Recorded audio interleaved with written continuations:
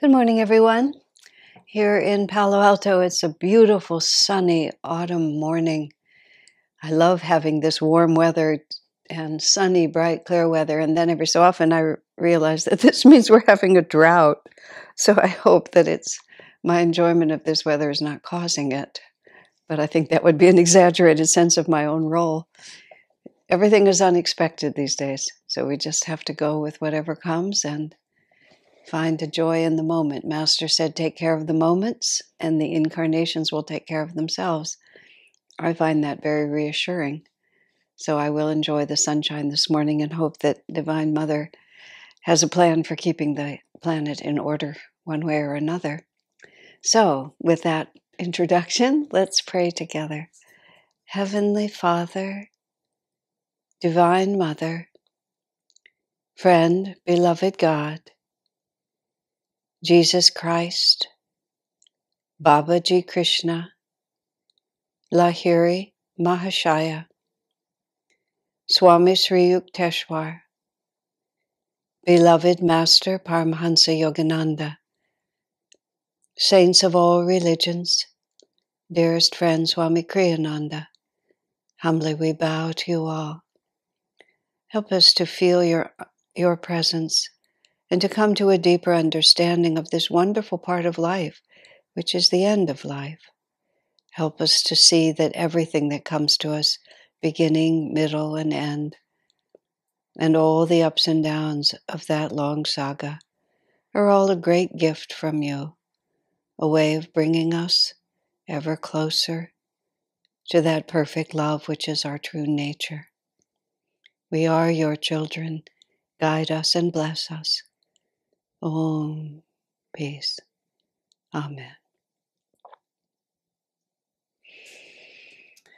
We finished the essay proper that Swami has written about the final exam, and since we're working with his writing, and now we have several pages of just questions and answers, things that people wonder about in the context of death and dying. So it also has to do a little bit more with specifically how to help other people die, what kind of an atmosphere do you set up, certain things that are related to death,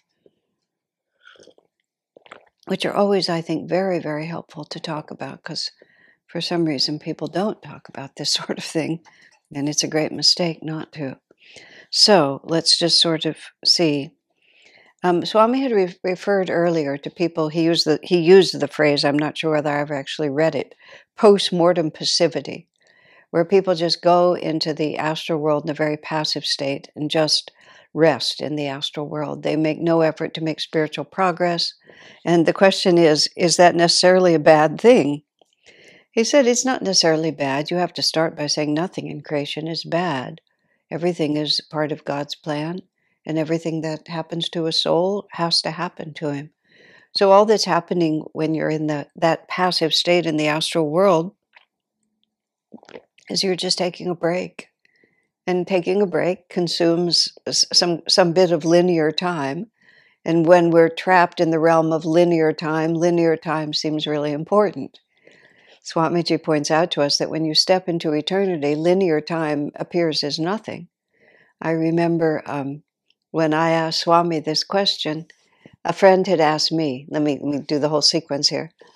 Master was reputed to have said that he remembered all the way back in his own individual trajectory of the evolution of his consciousness, the expansion of his consciousness, he remembered back to the point of being a diamond, which is even before the animal level. I think it might be, I don't know if it's past the plants, certainly before the animals. And so someone asked me, how long does it take to be a diamond? I mean, there's lots of questions you would start asking, like the uncut diamond or just the cut diamond? At what point does the soul, so to speak, the individual jiva, enter in? There's lots of intellectual questions you can't answer there. So he said, how long does it take to get out of being a diamond? I thought it was a rather interesting question. So I took the opportunity to ask Swamiji, rather rudely because he was having his breakfast at the time. But I asked him. He looked at me and he said, that's a really dumb question. And what he meant was, what are you going to do with that information? because there's lots of ways we just sort of fascinate ourselves about what's going on. But of what practical use is the knowledge of how long it takes to get out of being a diamond? Now, earlier on in my spiritual life, if Swami had said that to me, I would have been greatly intimidated. He probably wouldn't have said it to me earlier on. But at the point that I was asking him, I was quite comfortable with myself. So when he told me he thought it was a dumb question, I told him I thought it was an interesting one, and I didn't know who else to ask but him. If Master had been there, I might have asked him, but he wasn't.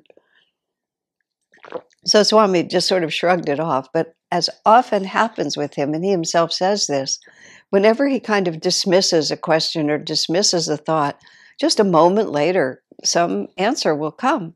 So he dismissed it like that. But then just a moment later, he said, all time is short compared to eternity. Oh, yeah, of course, that is the answer. It's like you're asking, what happens is when you get into these metaphysical realms, you're moving between two realities. You're moving between the reality of what does it mean to be a diamond and how does an individual jiva progress through a diamond? And I wonder, what does it become after a diamond?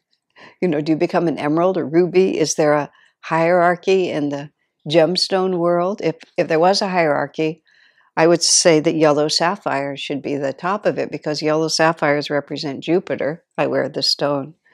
And Jupiter is the guru of your horoscope.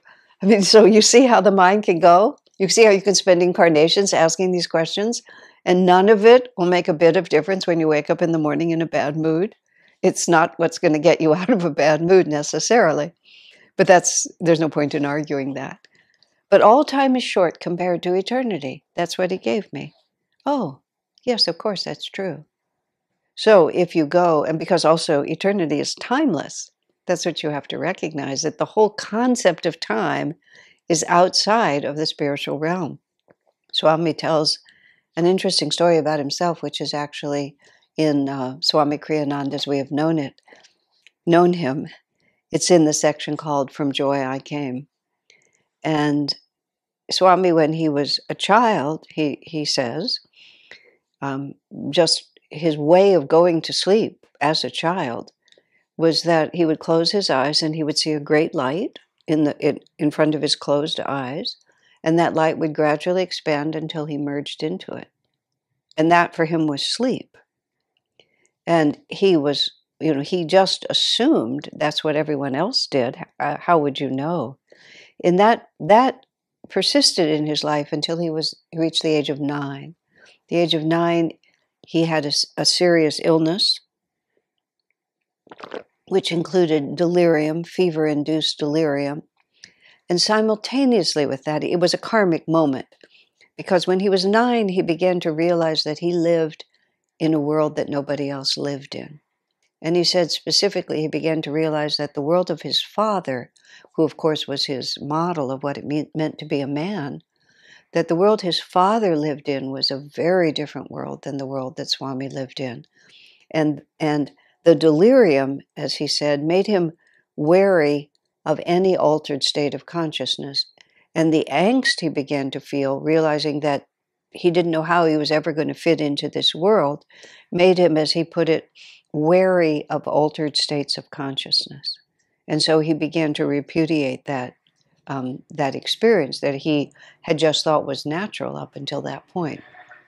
From the age of 9 until the age of 22, also at the age of 9, because of that illness, he was sent away from his home in Romania, away from his parents, to a boarding school in Switzerland, which was operated in French, which was a language he didn't speak. So at the age of 9, which is not very old, he was thousands of miles away from his parents in a place where he couldn't communicate. Fortunately, he was a quick study and he learned French, and it was a lovely school, and he ended up having a very nice experience there, but he was very, very lonely for his family. But it was sort of like, when he writes it in his own autobiography, The Path, he talks about basically God stopped coddling him at that point and started reeling him in, is how he put it. And suffering is often the way that happens. So that natural way of merging into the light, that way which had been natural to him, from the age of 9 to 22, when he met Master, he struggled. He struggled to find his place in the world. By the time he came to Master, he knew what his place was. And one of the beautiful things he said about Autobiography of a Yogi was, he said, I had always lived in a world of my own which no one shared.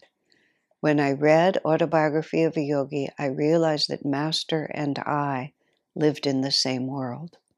I mean, just no wonder Swami just dropped everything. Just what an amazing moment of recognition that was for Swami. So anyway, he goes to Master, he learns Kriya, he learns to meditate. And then this is what Swami says. He said this in a talk he gave that I heard years later. He said, when I learned Kriya and began to meditate, I went back into the superconscious state that I had so naturally entered as a child. And when I went back, it was the same moment, he said, because there is no time in superconsciousness. Now, I can't offer you anything resembling an experience of that, but my, what a beautiful meditation. That's what it means to talk about timelessness. That's what it means to talk about eternity. That's what it means to talk about immortality. Time requires changing circumstances around you. So all those years later, he goes back into that moment. It's the still point at the center of the turning wheel of time, where at the very center, it's the same. So he walked back into that.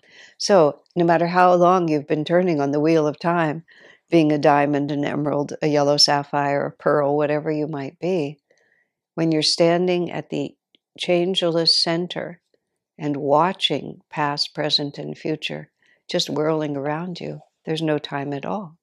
So this post-mortem passivity, where you just go into the astral world and take a holiday, it does nothing, it's not a terrible bad thing.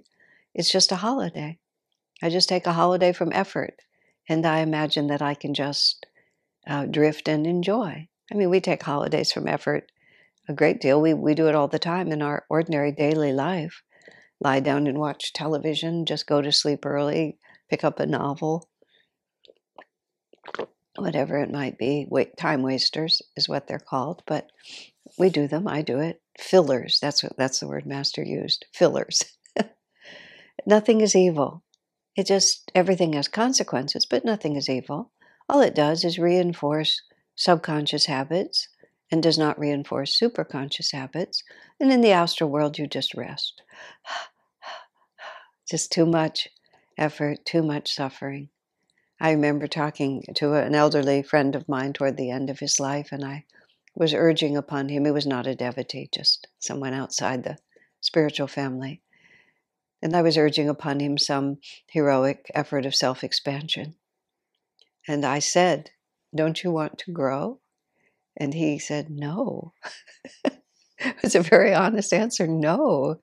He said, basically, and then very seriously, I've suffered enough. And his thought was that life was the end, so all he had to do was make it through to the end, which was only a few years longer for him, and he knew it. No, he said, I just want to make it through without too much more pain. And then interestingly, his mind slipped a little bit after that. And he actually became quite childlike and happy because he could no longer cognize the adult world. And it was just a little holiday. It didn't disturb me at all. I felt he needed a little holiday before he went to the astral world. Had just been too much. And I think all of us feel that at times. It's just, there's too much heartbreak. Heartbreak in our own lives, in the lives of people we love, heartbreak in the lives of total strangers. Just watching the struggle of life go on. It's very, very difficult at times to keep your equanimity in the face of other people's suffering. There's a wonderful saying of Swamiji's that I never knew, I never heard. It's on a poster, and the poster was hanging in the office of Swamiji's house in the community Ananda had for a while outside of Pune, India. And I say all that because I was in that office many times. I never noticed the poster until I visited, just a couple of years ago after Swami had passed. Now, and I'm not going to be able to quote it exactly. I've spoken about it in these broadcasts, but a long time ago. It said, great joy is his who can offer to Divine Mother the griefs of others. That's the sense of it. It's a little more eloquently expressed. I read that and I had no idea what that meant. But I could feel it was important and I had no idea what it was. So I copied it down and I still have it. I kept it just on the base of my computer just so I could keep reading it and trying to understand it. And finally I had the opportunity. I was talking to Devarshi, who's a wonderful devotee who lives also in India. And I just said, do you know what this means? He gave me a perfect answer. He said, if you're a little child and one of your brothers or sisters gets into trouble and you don't know how to help them, you tell mommy about it. You tell your mommy or you tell your daddy, Susie is having this problem. She's really worried about her. She's not getting along, or she has all these headaches and she's not telling you, or she had a terrible fight with, one of her siblings and she's embarrassed. She doesn't want you to know because I can't do anything about it and it weighs on my mind. But if I tell my mother and my father, then I know it'll be taken care of. And so, I have that wonderful trust that my mother or my father and my father will take care of us. And the other is then I've done my part by putting it into the hands of Divine Mother. I don't have to carry a burden anymore that's bigger than I can carry. Isn't that wonderful? And I mean, it's a lifelong practice. I've been these days, because this is 2020 and we're still in the middle of this pandemic, perhaps even going into the worst part of it for the way people are talking. But what can I do about that? People who are losing their businesses, and I don't want to enumerate it, it's too painful.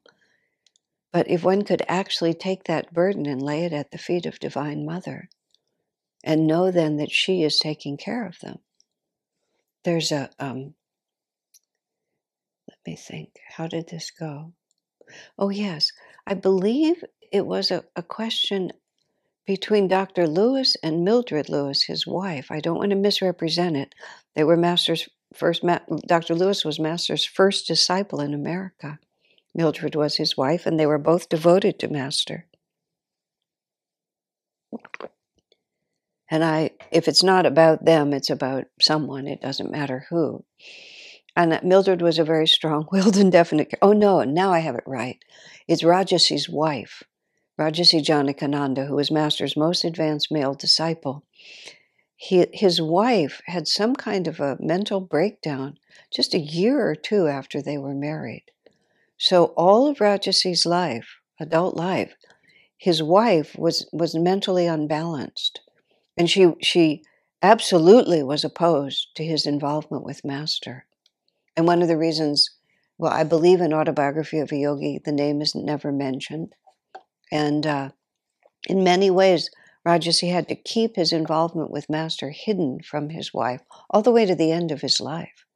His nephew, Rajasi's nephew, was very much in tune with Master and was sort of a little bit of a go-between, because in the end, Rajasi just moved to Encinitas. But I'm not sure his wife knew where he was at that point. So at one point, Rajasi was talking to Master about helping his wife. By the way, Master said Rajasi was given that wife because Rajasi needed to learn patience. Just like you can't say what karma really is. I mean, it's just a very interesting thing that here's this great soul who had this very difficult marriage. Now, Gyanamata, on the opposite, who was Master's most advanced woman disciple, had a wonderful marriage. So who can say? These were souls equal in realization, and the remaining karma that they had was very, very different. So you can't say one is good or one is bad, and one is a sign of advancement and one is not. But in any case, Rajasi was talking to Master about his wife, and Master said, Divine Mother knows what she wants from your wife. Which is to say, even Master couldn't interfere. It was between Divine Mother and her soul, and that was simply what it was. And this is where, how else can we free ourselves from these heartbreaking situations that we simply can't influence? Because it's the karma of the people. What can we do? We can pray for them, certainly, but to find a way to ease the burden of your own heart, Swami's comment was,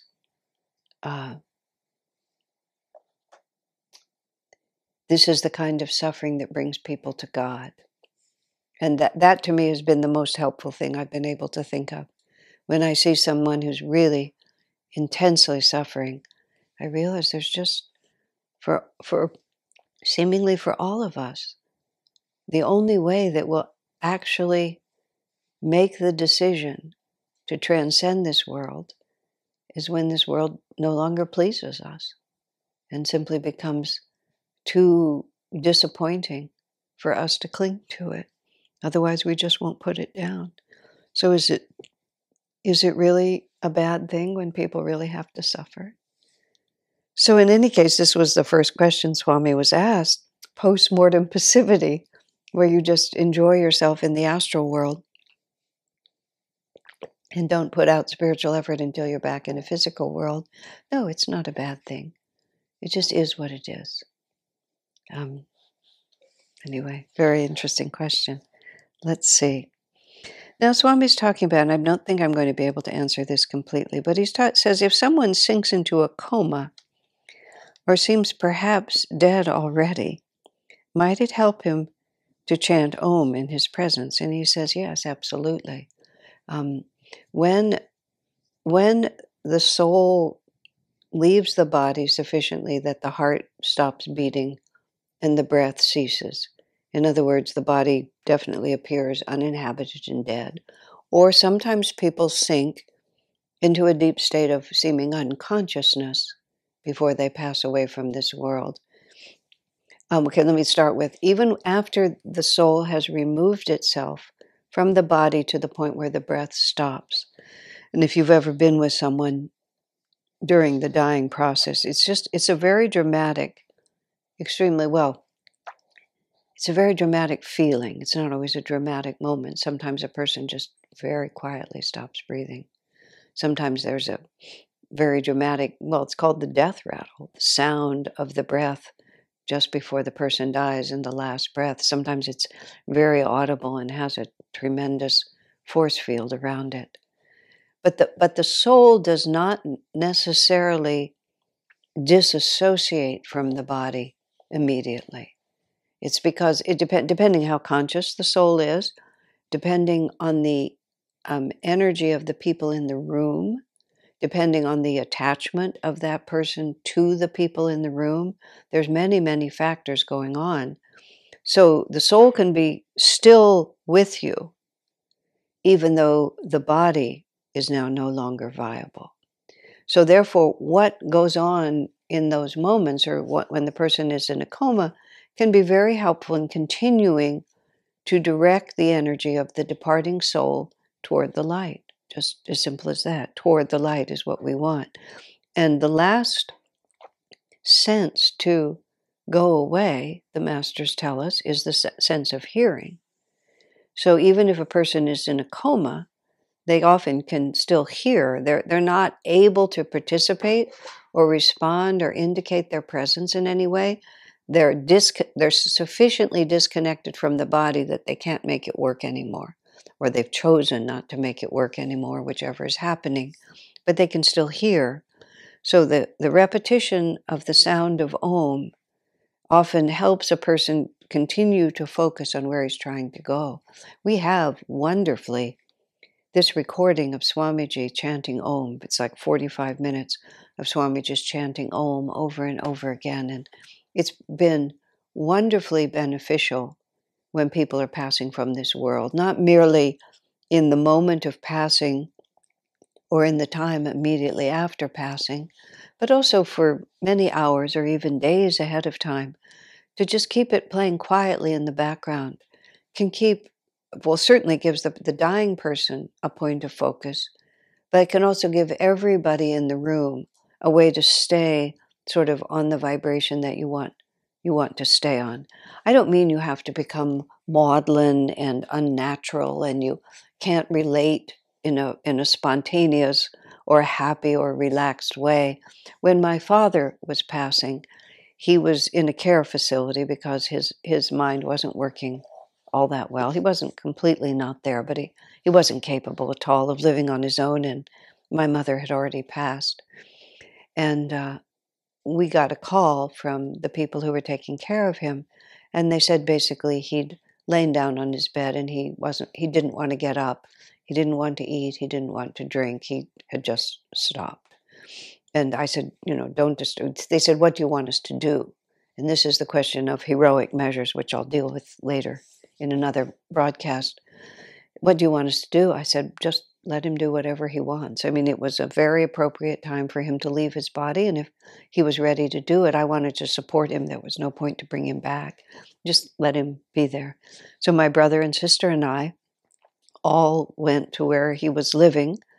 My sister lived right nearby. My brother and I had to come from the Northern California. We had about 2 days, maybe 3 days, where we were just pretty much the three of us were with him. It was actually lovely. It was lovely for us, and it was lovely for him. And it was an ordinary care facility, but I brought the Om recording, and we just played it. Pretty continuously when we were there, not loud and obtrusively, but just quietly in the background.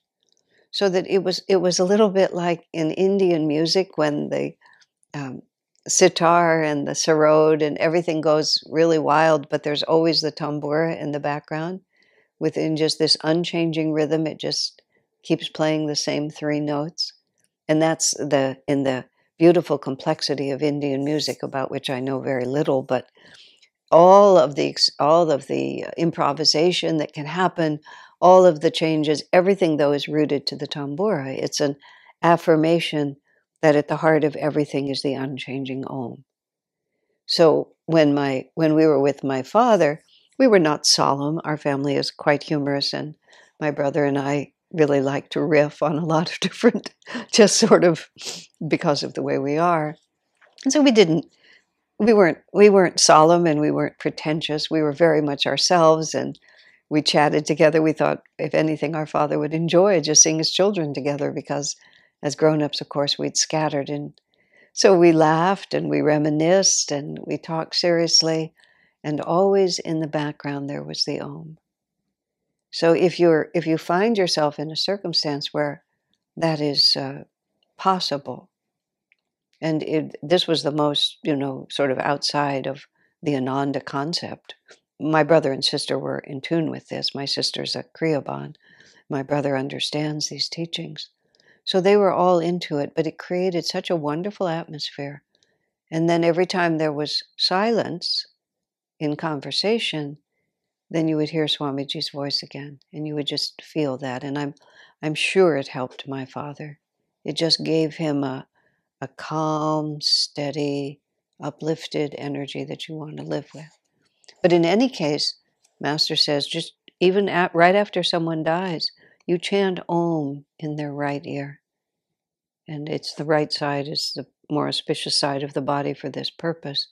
And it also just gives them like a homing device. So they know of all the choices in the cosmos, now that they're out of their body, they can latch on to that vibration, and that vibration will take them where they need to go. So, my friends, God bless you.